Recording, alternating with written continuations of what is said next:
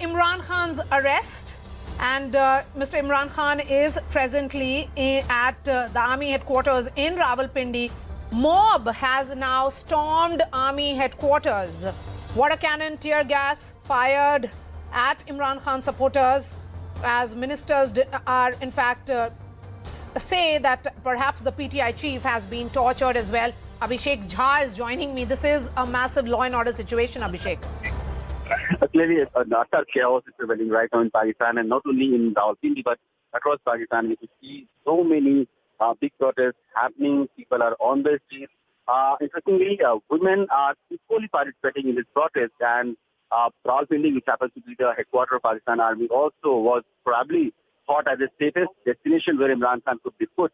But now it looks like that calculation may not have been as accurate, because the kind of crowd is on the street, and now we are learning that the army headquarters in Rawalpindi is also under attack.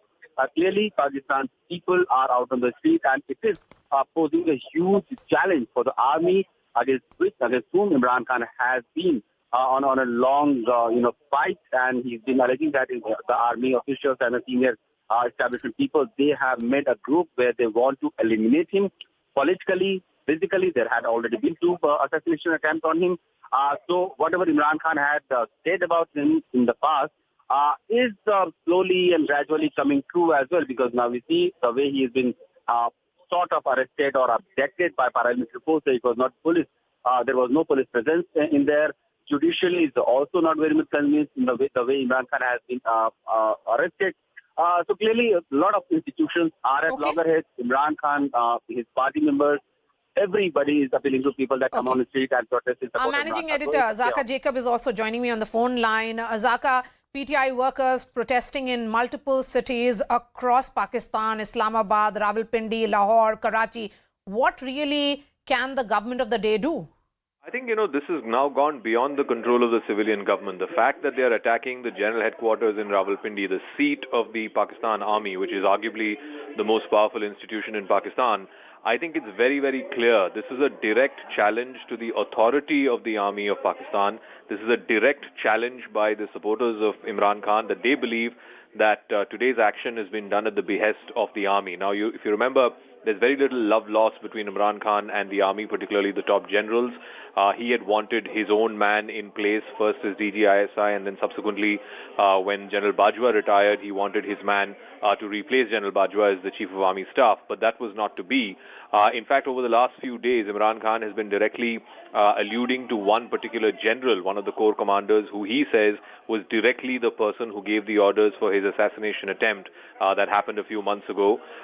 So clearly, the fact that the mobs have now ransacked, or at least tried to storm into the general headquarters in Rawalpindi, I can't think of something like this of having happened ever in Pakistan, at least not in recent times.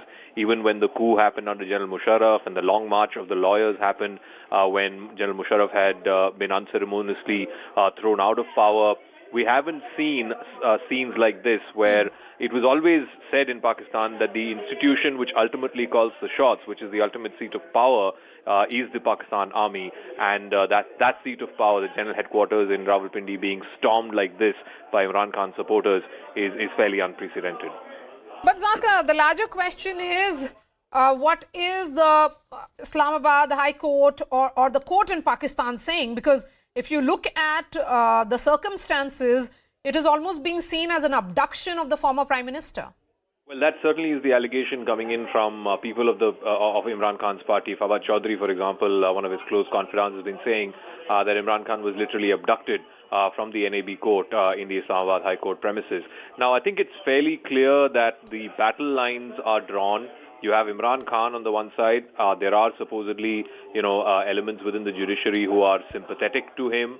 And on the other side, you have the ruling civilian government of the PDM under Prime Minister Shahbaz Sharif, and of course the army, which seems to be backing them. I think something has got to give in the next few days. You will have Imran Khan being produced in court tomorrow. There will be absolutely chaotic scenes across Pakistan tomorrow, not just in the court premises where he will be produced. But I think Imran Khan supporters across the length and breadth of the country are coming out. They're rallying in his support. and they are ransacking places. So which is why I go back to what I said, that this is a direct challenge to the authority of the Pakistan army.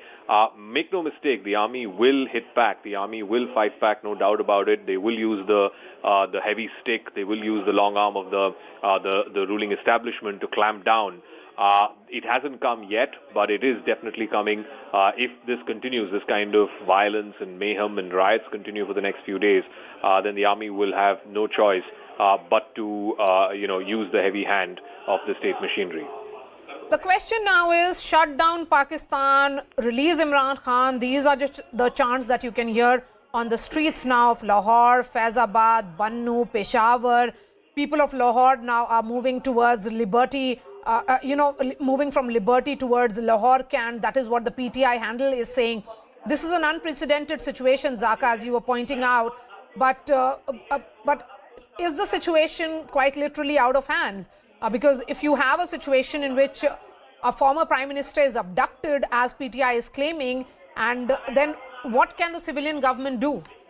Well, clearly, I think it's also telling the fact that the supporters of Imran Khan are not targeting the civilian government as much as they're targeting the army. And I think that's happened for the very first time, that you have a political establishment, you have a political party that is directly targeting the army and saying it's the army that is the sutradhar of this entire thing, that Imran Khan's arrest has been done at the behest of the army. In fact, Imran Khan has also been saying that the plan is to take him into custody and then eventually eliminate him while he's in custody. He's been saying this for a number of weeks now, and I think it's playing to a script, is the feeling amongst PTI supporters, amongst Imran Khan supporters.